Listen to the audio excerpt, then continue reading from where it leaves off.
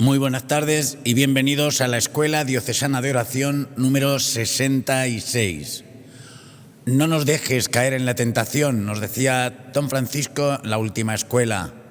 Sé de quién me he fiado, sabemos de quién nos hemos fiado y a él le vamos a decir hoy, y líbranos del mal. Terminamos, queridos hermanos, hoy de analizar las 7 peticiones del Padre Nuestro en las que presentamos nuestras necesidades a Dios. Y con esta también la última escuela diocesana basada en la 4ª parte del Catecismo de la Iglesia Católica.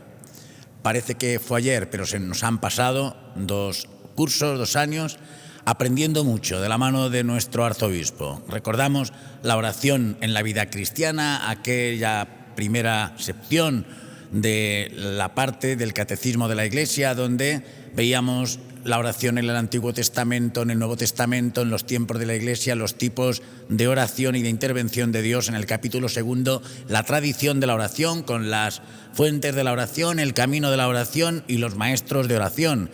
Entramos ya en la 3ª parte de aquel primer año, la vida de oración, con los tipos de oración que descubríamos y que los íbamos haciendo nuestro. Veíamos también los obstáculos de la oración, la humilde vigilancia de la oración, la confianza filial, y entrábamos a la 2ª sección con la oración del Señor modelo, el Padre Nuestro. Hacíamos un primer acercamiento general para detenernos en esta última parte analizando la oración que Jesús nos enseñó. Y líbranos del mal, Señor, que buena falta nos hace.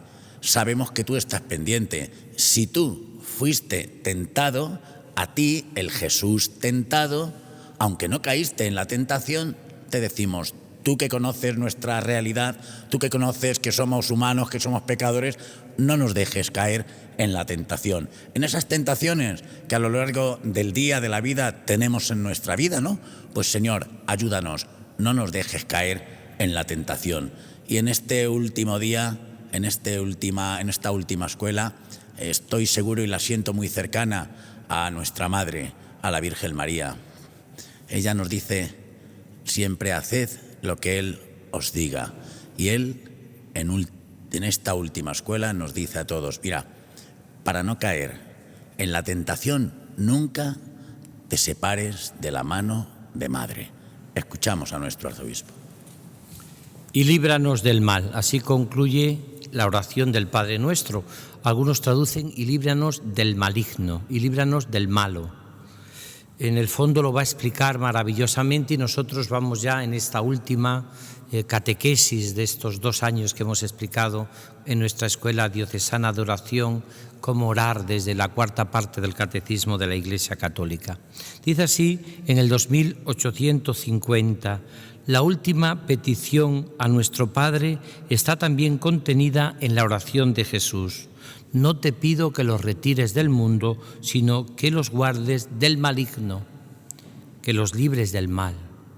Es el Jesús orando a Dios nuestro Padre. Esta petición concierne a cada uno individualmente, pero siempre quien ora es Él en nosotros, en comunión con toda la Iglesia y para la salvación de toda la familia humana. Creo que esto lo hemos aprendido en nuestra oración sábado tras sábado, en nuestras 66 catequesis que hemos tenido sobre la oración, que hemos dicho siempre que la oración nuestra es personal, pero no individual. Nunca voy a hacer mi oración individual. La oración nunca es individual. Sí es personal, pero no es individual. ¿Por qué? Porque yo cuando oro llevo a toda la humanidad en mi corazón. Nunca ora uno solo. Hay un preciosísimo himno de laudes que dice: vengo a la oración huyendo del ruido, pero de los hombres y de la gente no. Porque allí donde va un cristiano lleva a la Iglesia siempre en su corazón. Y dice incluso nosotros, incluso cuando dice yo. Uno nunca ora por su cuenta, nunca ora individualmente. porque el individualismo no es cristiano. Pero si ora personalmente, aunque rece con la liturgia de las horas, aunque rece con toda la humanidad rodeado de miles de personas, su oración siempre es personal, pero siempre tiene que tener esa dimensión comunitaria y fraternal. La oración del Señor no cesa de abrirnos a las dimensiones de la economía de la salvación. Nuestra interdependencia en el drama del pecado y de la muerte se vuelve solidaridad en el cuerpo de Cristo en comunión con los santos. Es decir, uno vive como ora y uno ora como vive. Todos recordamos aquel famoso libro de Wyon, uno de los iniciadores de toda la familia de Foucault, que escribió un libro que hizo furor en los años 70, Orar para vivir, orar para vivir. Probablemente quien no ora no tiene vida. Quien no tiene una profunda relación con Jesucristo en su interior no tiene vida, no tiene vida. Por eso cada vez que oramos con el Padre Nuestro en esas 7 peticiones, siempre le pedimos al Señor que no nos deje caer en la tentación, como decíamos el sábado pasado, pero sobre todo que nos libre del mal. En el 2851 dice: en esta petición el mal no es una abstracción, el mal no es una abstracción, sino que designa una persona, el malo. Satanás, el maligno, el ángel que se opone, el ángel perverso, que se opone a Dios, el diablo, que es precioso. Eso en algún momento hicimos una catequesis de lo que significa la palabra diablo, diabolos, el que divide la obra de Dios. Por eso siempre el diablo lo que hace es dividir. Siempre nos separa. Eso es del diablo. ¿De quién nos separa el diablo en la tentación? Nos separa primero de Dios, calumniándonos siempre a Dios. Dios no te quiere. Si Dios te quisiera, sería tu Padre contigo, no te habría hecho sufrir, no habría permitido el sufrimiento. Luego no te lo creas, Dios no te quiere, ¿ve? Te separa de Dios, calumniando a Dios. Siempre nos separa de los hermanos, calumniando a los hermanos. ¿Cuántas veces hemos sospechado de los demás y hemos puesto cosas y hemos visto cosas que luego eran mentira? Porque es mentiroso y padre de la mentira. Por eso el diablo siempre me divide del hermano. No te quiere tu padre, no te quiere tu amigo, no te quiere tu hermana, no te quieren en la comunidad, no te aman, en la parroquia no te quieren. Y todo es mentira, todo es un montaje. Porque el diablos, divide la obra de Dios y calumnia a Dios y calumnia a los hermanos. Y también te separa de ti mismo. ¿Cómo te separa y cómo te calumnia el diablo a ti? Creando pesimismo. Por eso no existe mayor autoestima que el hombre de Dios, que la mujer de Dios, porque se pone y se coloca en su sitio. ¿Cómo te calumnia a ti? Diciéndote: tú no sirves para nada, tú no vales, ¿qué te has creído tú? ¿Quién se cree este? Y a veces hasta lo revestimos pensando que es humildad, y lo que es complejo, que es distinto. La humildad no es complejo, la humildad es vivir en la verdad, decía Teresa de Jesús. Por tanto, el diablo, y esto es tremendo, ¿no?, a veces también te divide y te calumnia a ti con respecto a Dios. Tú no sirves, tú no vales, tú no puedes. Pues todo eso es mentira. Tú sirves, tú vales, tú puedes. Y todo lo puedes en aquel que te conforta, ¿no? Por eso es hermosísimo la explicación que hace el Catecismo de la Iglesia Católica. Dice: en esta petición el mal no es una abstracción, sino que designa una persona, Satanás, el maligno, el diablo, que es aquel que se atraviesa en el designio de Dios y su obra de salvación cumplida en Cristo. Ese es el objetivo de la tentación, apartarte de Dios. Ese es el objetivo del maligno, apartarte de Dios. Ese es el objetivo del mal, apartarte de Dios. Porque cuando tú estés con el Señor, esa frase que tienen los cursillistas de cristiandad, Cristo y yo mayoría aplastante. Cuando yo pongo en mi vida siempre a Cristo delante, por muchos ceros que tenga mi vida, acabo venciendo. ¿Qué te ocurre? Imagínate que tú me dices ahora que tienes un 0 en tu vida, un 0 en los problemas que has tenido, otro 0 en los fracasos, otro 0 que eres pobre, otro 0 que crees que no tienes cualidades, otro 0. ¿Qué pasa cuando tu vida más ceros tiene? Que si pones un 1, se multiplica, eres millonario. Pues eso pasa en relación con Dios. Si todos los ceros que tú crees que tiene pones delante a Cristo, eso se multiplica a tu favor. Porque la pobreza no es obstáculo a la santidad, es el trampolín que Dios te da para ser santo. Cuanto más pobreza hay en mi vida, más se luce la misericordia de Dios. No nos dejes caer en la tentación. Por eso dice el 2852, homicida desde el principio, mentiroso y padre de la mentira. Juan 8:44. Él es el seductor, Satanás es el seductor del mundo entero. Es aquel por medio del cual el pecado y la muerte entraron en el mundo y por cuya definitiva derrota toda la creación entera será liberada del pecado y de la muerte. Por eso, en la plegaria eucarística cuarta, llamada también del Concilio Vaticano II, porque fue la que se elaboró después del concilio, dice así preciosamente, que toda la creación entera será liberada del pecado y de la muerte. Sabemos que todo el que ha nacido de Dios no peca, sino que el engendrado de Dios le guarda, y el maligno no llega a tocarle. Sabemos que somos de Dios y que el mundo entero yace en poder del maligno.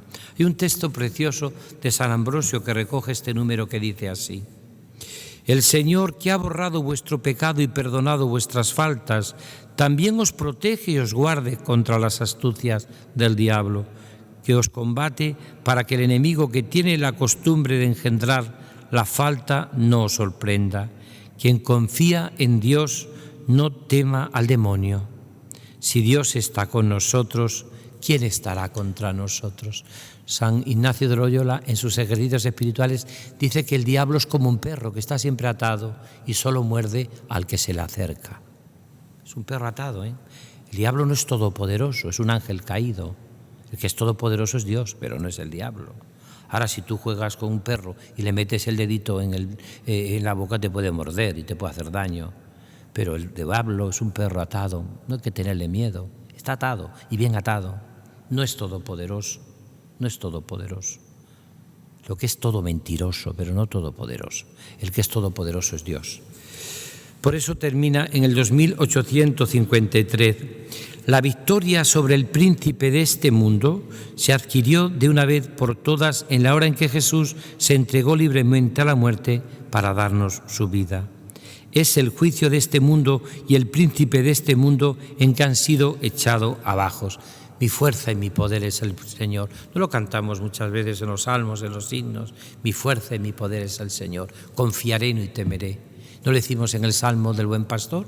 Aunque camine por cañadas oscuras, nada temo porque tú vas conmigo, tu vara y tu cayado me sosiega. Llegan momentos en la vida de relación con Dios, en nuestra oración, en que o confías o no das un paso. En que te fías de Dios o no das un paso. En que estás convencido de que te esperan los brazos de Dios o no das un paso. Hay una anécdota que yo le cuento mucho en ejercicios de que una vez había un incendio en una casa y se quedó un niño de 11 años en la casa.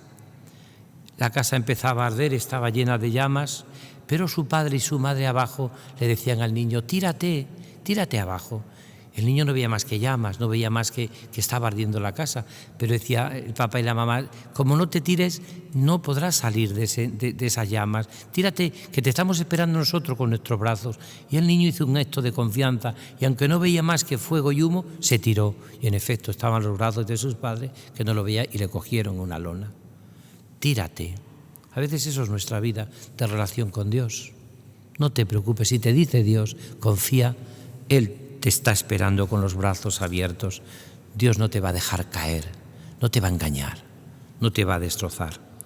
Por eso dice: Él es el juicio de este mundo y el príncipe de este mundo ha sido echado abajo.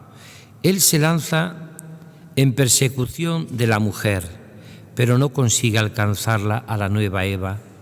Llena de gracia del Espíritu Santo, es liberada del pecado y de la corrupción de la muerte. Concepción Inmaculada y su asunción de la Santísima de Dios, María siempre Virgen. Entonces, siempre despechado contra la mujer, se fue a hacer la guerra al resto de sus hijos, como dice el Apocalipsis. Por eso el Espíritu y la Iglesia oran: ven, Señor Jesús, ven, ya que su venida nos librará del maligno. Mirad, eso es lo que hacemos en la oración.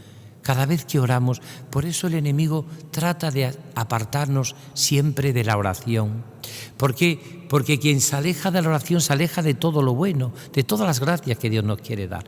Romano Guardini, que probablemente sea el teólogo que más ha influenciado en los últimos papas, teólogo alemán pero de apellido italiano, Romano Guardini, tiene esta frase que yo lo repito mucho también en los ejercicios. Decía Romano Guardini con mucha gracia: no sé qué tiene la oración, que cuando uno se pone a orar siempre acaba dejándola enseguida, como no permanezca firme, porque va a empezar a encontrarse enseguida muchos motivos para levantarse y dejarla. Y eso pasa hasta cuando está uno haciendo un ejercicio espiritual o retiro. Se pone uno a orar en la capilla y empieza a decir: ¿dónde estará mi amiga? ¿Se habrá ido? Voy a levantarme a ver dónde está. Ya te saca de la oración, ya no vuelves. ¿Habré dejado encendida la luz de la habitación? Voy a subir arriba al altar. Se va y no vuelve a la oración. Se pone a orar, tengo que hacer una llamada. Luego sale y nunca hace esa llamada porque se encuentra con otras cosas. Y dice Romano Guardini: ¿qué tendrá la oración? Que el diablo la teme tanto que te busca miles de tentaciones para sacarte de ella. Siempre te saca de ella. Por eso yo digo a la gente: estate la hora entera en oración, delante de Jesús, en la Eucaristía, mirando al Señor. Y coge un bolígrafo y un papel y apunta las cosas que tiene que hacer, pero después de la hora, porque si no te saca. Yo le decía, me acuerdo una vez, dando ejercicios espirituales a un grupo de religiosas muy numerosas, que al terminar la oración me dijeron: ay, don Francisco, nos ayuda tanto que vamos a procurar por todos los medios hacer más oración de la que hacemos en la comunidad y en la congregación. ¿Usted cree que deberíamos hacer más oración? Digo, no, hermanas, no está bien ese planteamiento. Ustedes hagan la hora de oración que tienen por la mañana y la media de oración que tienen por la tarde, pero no hagan más. Y les decía yo con mucha gracia: hermana, pero hagan ustedes la oración, porque llega por la mañana y yo estoy orando con ustedes a las 6 de la mañana y rezamos los laudes y comienza la hora de oración y empiezan las hermanas a desaparecer de la capilla. ¿Dónde va esa hermana? A echar de comer a los perros. Pues tiene que comérsela a los perros porque no vuelve, desde luego, la hermana, digo. ¿Y la otra? Pues se va a preparar el café. Pues preparar café para todo el barrio, porque vamos, no ha vuelto, ¿eh? Vaya café que tiene que preparar la hermana, ¿eh? No sé si rezará después. ¿Y la otra? Pues la otra se va a abrir las ventanas. Pues habrá abierto las ventanas de todo el pueblo, porque vamos, es que desde luego no ha vuelto. Nos quedamos 5 en la capilla de las 60 que éramos. Hombre, por favor, eso es lo que no hay que hacer. Uno no tiene que levantarse de la oración hasta que no ha terminado su hora de oración, porque como dice muy bien, preciosamente Romano Guardini, no sé qué tiene la oración, que acabamos siempre dejándola. Porque el diablo sabe que quien se aleja de la oración, se aleja de todo lo bueno. Este es el consejo que yo daría en nuestra escuela diocesana de oración, sábado tras sábado. No dejes de orar, ora, que te estás durmiendo. Uno se duerme en los brazos de quien está a gusto. Un niño se duerme en los brazos de su madre. Que te duermes en la capilla, pues te duermes. Hombre, no te digo que te traigas la almohada para dormirte, pero bueno, si te duermes, ¿qué vamos a hacer?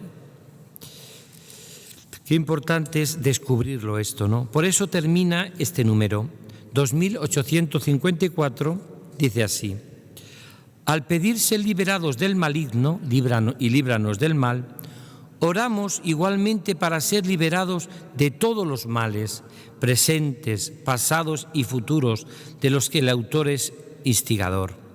En esta última petición, la Iglesia presenta al Padre todas las desdichas del mundo. Con la liberación de todos los males que abruman a la humanidad, implora el don precioso de la paz y la gracia de la espera perseverante en el retorno de Cristo. Orando así, anticipa en la humildad de la fe la recapitulación de todo y de todo en aquel que tiene las llaves de la muerte y del Hades, el dueño de todo aquel que es, que era y que ha de venir. Por eso dice un precioso texto del embolismo, dice así: líbranos de todos los males, Señor. Podíamos casi terminar este momento ya, los últimos momentos de nuestro programa, de estos 2 años que hemos estado explicando la oración cristiana desde el Catecismo de la Iglesia Católica, haciendo esta oración del embolismo bellísima. Le decimos a Jesús: líbranos de todos los males, Señor, y concédenos la paz en nuestros días, para que, ayudados por tu misericordia, vivamos siempre libres de pecado y protegidos de toda perturbación, mientras esperamos la gloriosa venida de nuestro Salvador Jesucristo. Seguramente que a todos os suenan estos textos tan hermosos que vivimos en la Eucaristía. Por eso termina el catecismo con 2 números que hablan de la dosología final de nuestra oración cristiana. ¿Cuál sería la dosología final? Dice: tuyo es, estoy leyendo el 2855, tuyo es el reino, tuyo el poder y la gloria por siempre, Señor. Vuelve a tomar implícitamente las 3 primeras peticiones del Padre Nuestro: la glorificación de su nombre, la venida de su reino y el poder de su voluntad salvífica. Pero esta repetición se hace en forma de adoración y de acción de gracias, como la liturgia celestial. El príncipe de este mundo se había atribuido con mentira estos 3 títulos de realeza, poder y gloria. Cristo el Señor lo restituye a su Padre y a nuestro Padre hasta que le entregue el reino, cuando sea consumado definitivamente el misterio de la salvación y Dios sea todo en todo. Y termina la 4ª parte del Catecismo de la Iglesia Católica que nosotros hemos desgranado sábado tras sábado en esta escuela de oración, diciendo así en el 2856. Después, terminada la oración, dices: amén, amén, refrendando por medio de este amén, que significa así sea, Lucas 1:38, lo que contiene la oración que Dios nos enseñó, que dice San Cirilo de Jerusalén. Por eso yo, en estos últimos momentos y antes del testimonio final, yo os propondría, como hemos hecho en cada programa, una especie como de síntesis de la oración cristiana. Yo creo que esto es un poco lo que yo he llegado como conclusión, meditando, reflexionando el catecismo de la Iglesia Católica, y lo que yo creo que cada uno de los que estáis orando sábado tras sábado en esta escuela diocesana de oración, podemos ir descubriendo. ¿Cuáles serían los ingredientes esenciales de la oración cristiana? Quizás algunos de los que voy a decir estáis todos convencidos de que es así, pero otros a lo mejor podéis vosotros añadirlos y podéis hacer como vuestro método de oración, como vuestra escuela personal de oración, como lo que os ayuda a cada uno de vosotros a orar. Hemos dicho que a orar se aprende orando. Esa era una de las características del esquema de nuestra escuela diocesana de oración. A orar se aprende orando. Mientras que uno no se tira al agua, no aprende a nadar. Fuera de la piscina se hacen ejercicios de gimnasia, pero no se nada. Se nada cuando uno se tira al agua. Y hay que tirarse al agua, lo decía San Juan Bosco. Porque si no pasamos toda la vida con teorías en la oración, y la teoría de la oración no sirve para nada, como la teoría de nadar no sirve para nada mientras que no me tira al agua, a la piscina. ¿Cuáles serían los ingredientes que no puede faltar? Yo lo recogí en uno de mis primeros libros, que no voy ahora aquí a comentar, pero que yo me parece que puede ayudarnos mucho, lo que yo creo que es esencial. Y luego cada uno de los que estáis en estos momentos siguiendo y que habéis seguido estas 66 catequesis que hemos dedicado a aprender a orar orando, yo creo que en estos momentos podéis incluso ver un poco cuál sería lo que más os ayuda a vosotros a la oración. Porque mirad, a la oración no se puede venir tampoco a lo que salga. No se puede venir a lo que salga tampoco. La oración no se puede dejar improvisada tampoco. Decía el padre Larrañaga, quien ora improvisadamente, su vida también será improvisada en el amor. Y será una oración improvisada. O sea, la oración también es método. La oración también tiene un arte. Es verdad que tenemos que tener en la oración siempre lo que se llama el ceda al paso.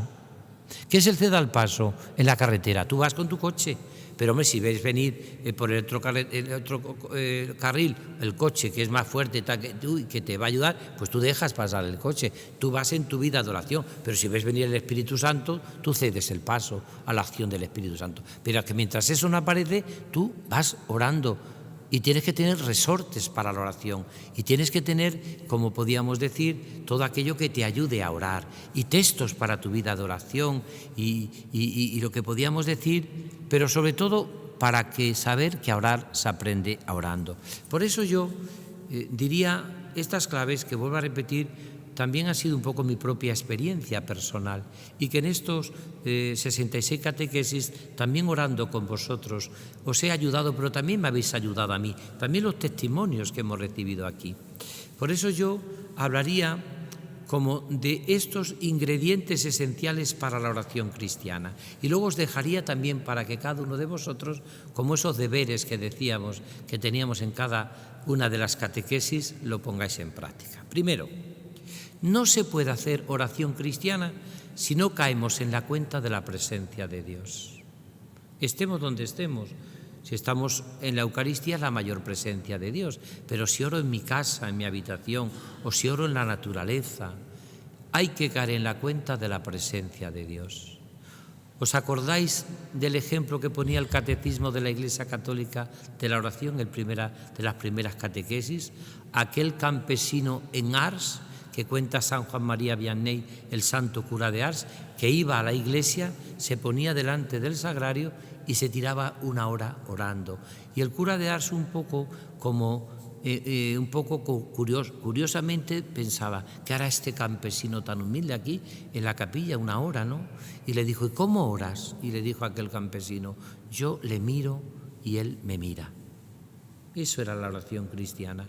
No hay oración cristiana si no se comienza con una presencia, se sigue con una presencia y se vive en una presencia.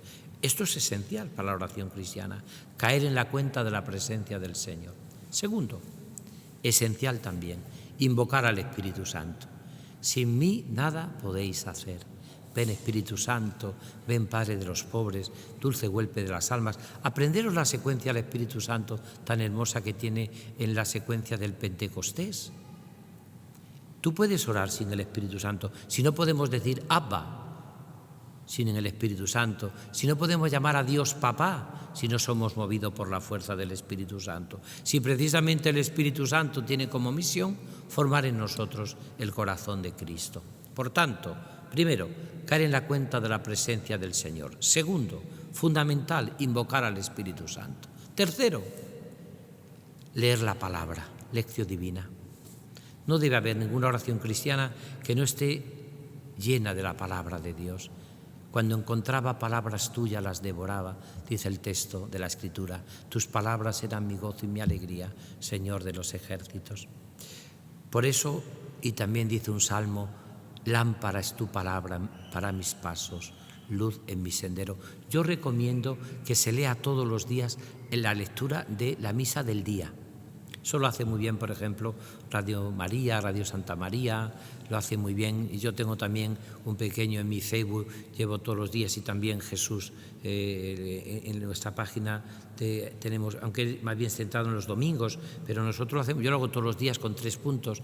Conviene que la lectura del Evangelio sea la del día, para que unamos siempre la oración a la Eucaristía. Pero hay que hacer lectura de la palabra de Dios. Decía Jean Lafrance que la palabra de Dios es una carta de amor que Dios dirige cada día a nuestra vida como respuesta a todos nuestros interrogantes. Ya tenemos 3 puntos: caer en la cuenta de la presencia de Dios, invocar al Espíritu Santo, lectura de la palabra de Dios. Lámpara es tu palabra para mis pasos, luz en mi sendero, pero yo no haría la lectura a lo que salga. Voy a leer el Evangelio a ver lo que sale, o mis páginas escogidas, que tampoco me gusta eso, porque hay gente que solamente tiene 3 o 4 páginas del Evangelio que las que medita, pero el Evangelio es más grande que tus 3 o 4 páginas escogidas. Y las cosas que no te gustan del Evangelio, ¿y dónde las lees? ¿O las tienes reservadas? Pues el Evangelio es una totalidad, tendrás que leer todo el Evangelio y meditar todo el Evangelio, aunque haya pasajes que te gusten menos. Hay gente, no, yo solamente esta página escogida. Pues te estás perdiendo el 99% del Evangelio, que es mucho más que eso, claro. Entonces hay que leer toda la palabra. ¿Y quién me da a mí el pan partido de la palabra? La Iglesia, a través de la misa de cada día, la lectura continuada. que vuelvo a repetir en casi toda la Radio María, Radio Santa María, Jesús de la Delegación de Espiritualidad, con unos comentarios preciosos que hace. Yo también todos los días lo hago en esos 3 puntos que sigo en mis páginas para explicar el Evangelio de cada día, que lo hago en la capilla todas las noches. En mis ratos largos de oración hago una breve síntesis del Evangelio de cada día. Meditar, 4º punto. ¿Qué es meditar? Gozar, saborear, darle vuelta. María meditaba todas las cosas en su corazón. Rumiar. Meditar es saborear, gustar. Gustad y ved qué bueno es el Señor. Meditar. María meditaba y guardaba todas las cosas en su corazón. Meditar. 5º creo que es orar, que es distinto a leer y a meditar. Orar, ¿qué es? Hablar con Dios, dialogar con Dios. Esto también es clave. Yo también dejo en un momento ya de meditar y hablo con Dios. O mejor dicho, escucho a Dios. Dicen que la oración comienza muy bien cuando ya tu oración se hace silencio y vives el Shema Israel. Escucha a Israel, escucha al Señor. Orar es hablar con Dios, escuchar a Dios. Y por último, contemplar. Hay momentos en los cuales uno en la oración se queda. Normalmente cuando uno ha entrado en la vida contemplativa suele decir esto: se me cae todo de las manos, ya no soy capaz casi de leer hasta el Evangelio, a veces me cuesta, un libro de meditación me cuesta, solo me gusta estar mirando a Jesús y tengo paz y salgo de la oración transformado, mira, estoy a gusto. Pues claro, porque Dios te da sintetizado lo que antes descubrías en la meditación. Eso es la contemplación para alcanzar amor. Por tanto, es fundamental también en nuestra vida de oración, precisamente la contemplación. ¿Qué más haría yo en la oración cristiana como elemento esencial? También esencial, dar gracias, la alabanza. Yo creo que esto es esencial en la oración cristiana. Te doy gracias, Padre. Lo hacía Jesús, porque has ocultado estas cosas a los sabios entendidos y se las has revelado a la gente sencilla. Dar gracias. Y termino. Es esencial también en la oración pedir perdón y pedir como pobre. Es importante en la oración que seamos humildes. Y también es bueno. Ahí tenéis el Salmo 50. Pues yo reconozco mi culpa, tengo siempre presente mi pecado. Contra ti solo pequé, cometí la maldad que aborreces. Y también importantísimo al final, terminar siempre fundamentalmente pidiendo. Cuando a mí hay gente que dice, yo no le pido nada a Dios, ¿por qué? Porque sabe lo que necesito, sí, pero no lo sabe por ti.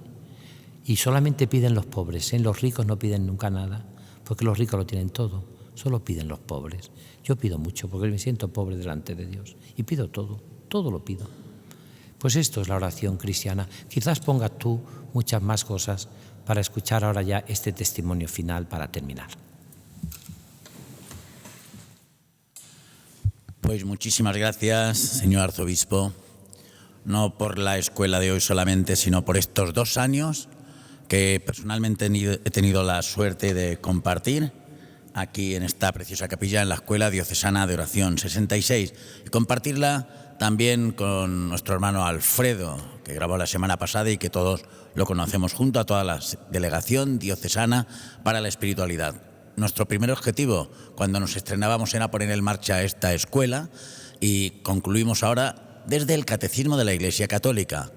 Pronto haremos un avance de la siguiente, pero hoy concluimos con un sencillo testimonio, como siempre. Los testimonios que hemos ido invitando, y pedimos perdón a aquellos que se nos han quedado en el camino porque ya no hay más por ahora, son no para que lo que nos cuenten nos llegue al corazón, su sufrimiento, su dolor, sino para aprender de ellos cómo la oración ha sido precisamente el motor en sus vidas y lo que les ha dado fuerza para vivir esta o aquella situación. Os presento a una mujer muy sencilla, de Corral de Almaguer, de Toledo, esposa, madre, parroquiana 100%, con un corazón sencillo y también, como muchos en el dolor y en el amor, se han encontrado con Jesús vivo en sus vidas. María Jesús.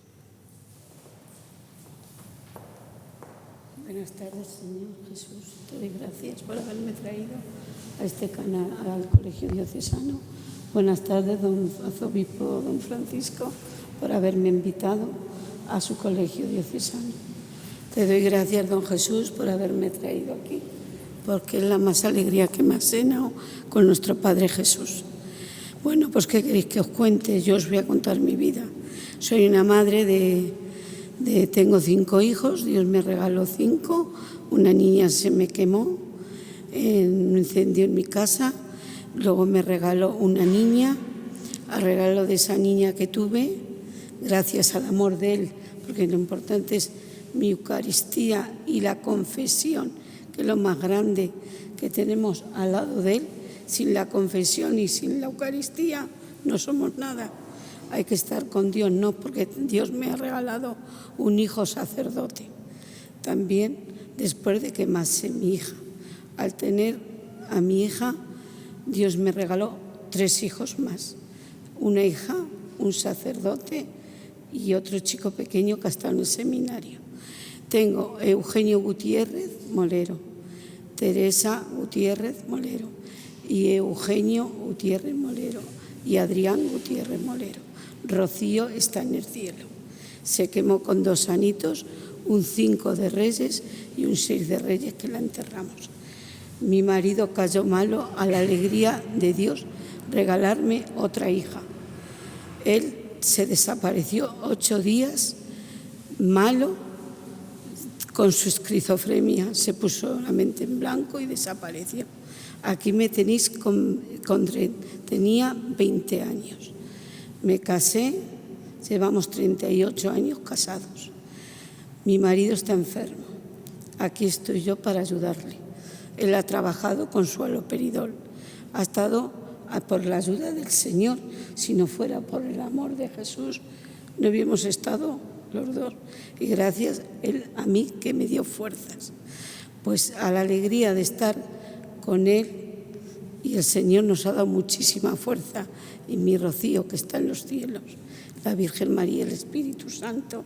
Pues yo tengo mucha fe en la vocación al Espíritu Santo, le invoco mucho, Él me ayuda.